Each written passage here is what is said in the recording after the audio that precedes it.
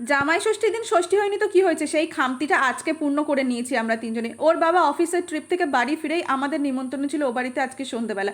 তিনজনে মিলে তাই রেডি হয়ে বেরিয়ে পড়েছিলাম, কারণ ষষ্ঠীর সময় আমার না ভীষণ মন খারাপ ছিল। তাই ষষ্ঠীর যা যা নিয়ম আমি সব বলেছি আজকে কিন্তু কমপ্লিট করতে হবে। মিষ্টি নিয়েছিলাম, মায়ের জন্য শাড়ি নিয়েছিলাম। ফাইনালি ও বাড়িতে আমরা পৌঁছে গিয়েছি, দেখছো তো কত লোকজন, কত আনন্দ হয় জানো তো এরকম দিন হলে। আর এই শাড়িটা না মায়ের জন্য আমি নিয়েছি, কেমন হয়েছে আমাকে কমেন্ট করে জানিয়ে তো। শাড়িটা না অসম্ভব দেখতে সুন্দর ছিল, ক্যামেরায় কতটা বোঝা যাচ্ছে জানি না। যাই হোক, এবার শুরু হয়েছে ষষ্ঠীর নিয়মকানুন। সমস্ত নিয়মকানুন মা সব কিছু করেছে জানো তো, যা যা ষষ্ঠীতে আর কি হয়।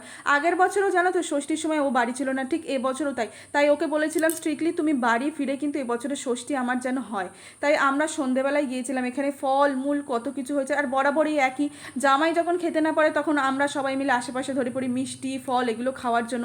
তারপরে আজকের মেনুতে ছিল মাটন বিরিয়ানি, চিংড়ি মাছের মালাইকারি, সিম্পল রান্না। চলো টাটা।